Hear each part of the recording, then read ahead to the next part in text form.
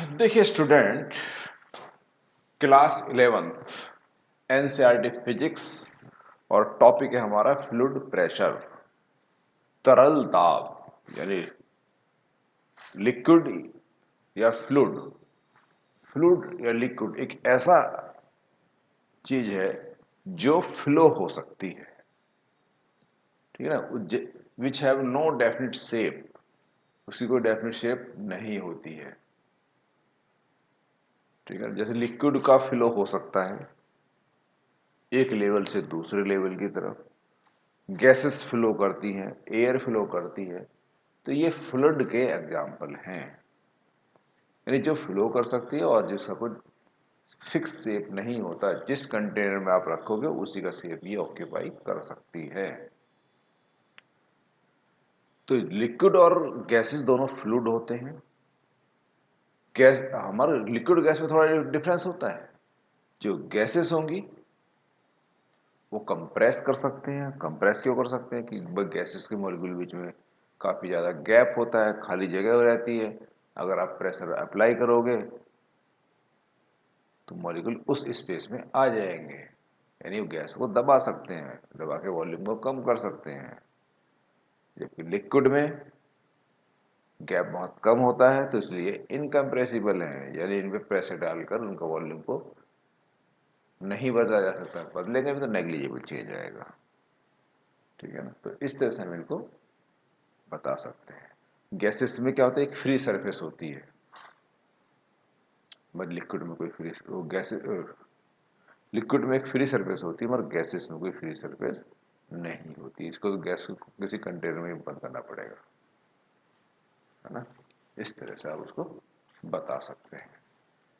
फिर इसके बाद हम बताते हैं प्रेशर के बारे में। ये पहले काफी टाइम से पढ़ते आए हैं कि force per unit area is known as volume, और यहाँ थोड़ा इस तरह से बता देते हैं कि force acting normally on a surface of a unit area of cross section is known as pressure, ठीक है ना।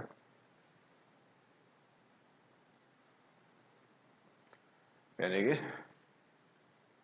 यूनिट यानी एकांक पृष्ठ पर कार्य करने वाले अभिलंबवत बल को दाब कहते हैं। एकांक क्षेत्रफल पर कार्य करने वाले अभिलंबवत बल को दाब कहते हैं। यानी force acting normally per unit area is known as pressure. Pressure का फार्मूला होता है generally F equal to F upon A, जैसे कि आपको यहाँ पर दिख रहा है, ये आपको दिख रहा है, ये P equal to F upon A, ये हमारा फार्मूला है। मगर और ज्यादा इसको डिफाइन करना तो उसको लिमिट की टर्म में इसको देते हैं हम। मतलब कि प्रेशर इक्वल टू, प्रेशर हो गया limit delta A tends to zero delta F upon delta A. अगर इसको डिफरेंशियल फॉर्मूला लिखें तो इसको D F upon D A भी कह सकते हैं। तो अगर न्यूमेरिकल करेंगे या छोटे मोटे क्वेश्चन का आंसर देंगे तो p equal to F upon ऐसे ही काम हमारा चल जाएगा। मगर ये जो कंडीशन आपको बताई गई है, ये वाली p equal to F upon तो होते ही है, ठीक है। तो इसका हम यूज करेंगे क्वेश्चन के आंसर देने में कुछ, या फिर और छोटे मोटे क्वेश्चन पर डिफाइन अगर करना है तो लिमिट के टर्म में इसको दे दीजिए, तो वो जरा कुछ ज्यादा बेटर आता है, ठीक है ना। तो अब हमारा ये प्रेशर आता है इस तरह से।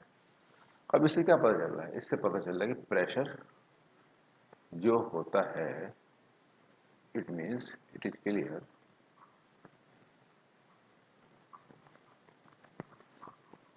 क्या क्लियर है कि इफ पी मोर होगा तो वहां पर ए, जहां पर हमारा प्रेशर ज्यादा होता है वहां पर हमारा एरिया कम होता है। ठीक है, इसको आप मान लीजिए ये हमारा, तो एरिया क्या होगा यहाँ पर, लेस होगा। और दूसरा केस क्या है, अगर इफ पी लेस हो जाएगा, कहीं प्रेशर कम है, तो वहां पर एरिया मोर। इसके बेस पर हम कई क्वेश्चंस के आंसर देंगे। ठीक है ना। इसकी जो एसआई यूनिट है, इसकी जो एसआई यूनिट होती है वो न्यूटन पर मीटर स्क्वायर होती है। क्लियर बात है ना। इसको हम पास्कल भी कहते हैं, इसको हम क्या कह सकते हैं, और PASC पास्कल, पास्कल भी बोलते हैं, यहाँ इसको पास्कल भी लिखा जाता है। अदर जो यूनिट्स हैं इसकी, एक यूनिट हो गई ऐसा यूनिट, एक दूसरी यूनिट यहाँ पर है डायन पर सेंटीमीटर स्क्वायर है। एक यूनिट इसकी है ATM होती है। ठीक है ना। तो इस तरह से कई यूनिट है, और 1 ATM में होते हैं 1.01 10⁵ न्यूटन पर मीटर स्क्वायर। इस तरह से हम यहाँ पर प्रेशर की यूनिट को देख सकते हैं।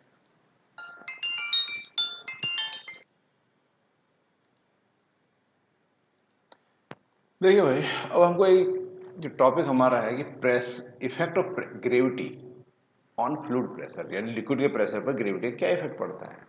ये एक फार्मूला हमारा है P=H ρg, इसको हमको ड्राइव करना है। तो हमने एक इमेजिनरी बॉडी ले ली, एक बर्तन लिक्विड है, कंटेनर में भरा हुआ है। अब उसमें हमने एक इमेजिनरी बॉडी कंसिडर कर ली जिसका area of cross section capital A है, कैपिटल ए हमने ले रखा है। इसमें दो पॉइंट हमने एक्स वाई कंसिडर किए हैं। तो जिसमें एक्स पर प्रेशर है P1, है ना। और जब एक्स पर प्रेशर P1 है तो यहाँ पर फोर्स, इस पॉइंट पर फोर्स कितना लगेगा, तो F1 होगा P1 इंटू ए, क्योंकि भाई P1 क्या होगा, F/A होगा या नहीं होगा। तो ये इस तरह से हम यहाँ पर इसको निकाल लेंगे इसमें। तो ठीक है ना, इस तरह से यहाँ पर हमारा ये आ जाएगा। तो अब जो हमारा ये निकला है, इस तरह से P2 क्या है, प्रेशर एट y हो गया। तो इसी तरह से यहाँ पर F2 जो निकलेगा वो क्या होगा, P2A हो जाएगा। अगर पूरा सिस्टम इक्विलिब्रियम में है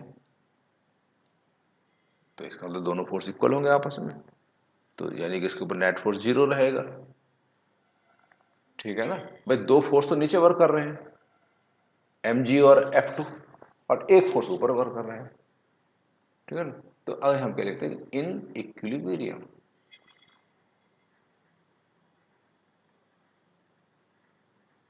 क्या मतलब होगा, साम्य अवस्था। अगर साम्य अवस्था है या इक्विलिब्रियम है तो उस कंडीशन में जितना भी ऊपर का फोर्स होगा, अपवर्ड फोर्स, यानी कि pressure at x and pressure at y, pressure नहीं सॉरी, फोर्स एट जो भी हमारा इस पर होगा, या फिर ये F2 पर जितना भी फोर्स होगा, वो सारे आपस में क्या क्या क्या होंगे, वो इक्वली होंगे आपस में, क्योंकि इधर रिजल्टेंट तो 0 होना है। तो एक्स पर कितने फोर्स वर्क कर रहे हैं, एक्स का मतलब अपर सरफेस, तो वहां जो फोर्स हमारा है वो है P1A दिख रहा है यहाँ पर P2A तो है ही, मगर यहाँ पर वेट भी तो डाउनवर्ड है। तो यहाँ पर दो फोर्स आपको यहाँ पर कंसिडरेशन मानने पड़ेंगे। अब दो फोर्स होगा यहाँ पर, अब ये P1 P2 वाली टर्म को एक साइड में ले जाएंगे। ठीक है ना, ये P1 P2 वाली जो टर्म है इसको एक साइड में ले जाएंगे। अब जैसे इसमें दिया है कि P1A minus P2A equal to क्या होगा, mg हो जाएगा। अब इसमें से आपको एरिया को कॉमन लेना है, P1 माइनस P2, और मास क्या होता है, वॉल्यूम इनटू डेंसिटी। मास होता है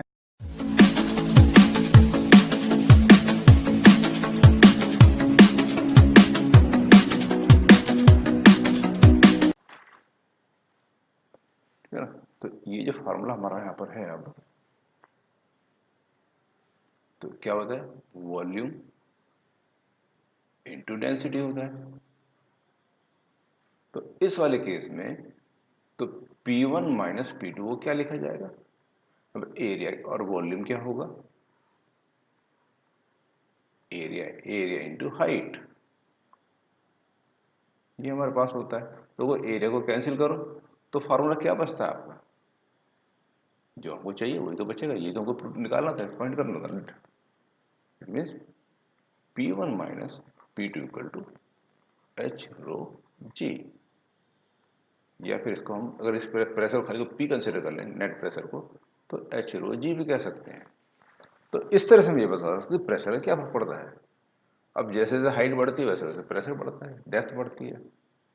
डेप्थ तो कहोगे जितनी ज़्यादा वाटर की डेप्थ होती है वहाँ पर प्रेशर उतना ज़्यादा होता है। तो इस तरह से हम इस फार्मूले को ड्राइव कर सकते हैं।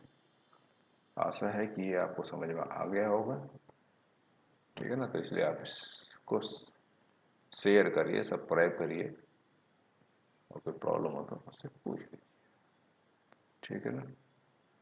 अब मिलते हैं नेक्स्ट वीडियो में।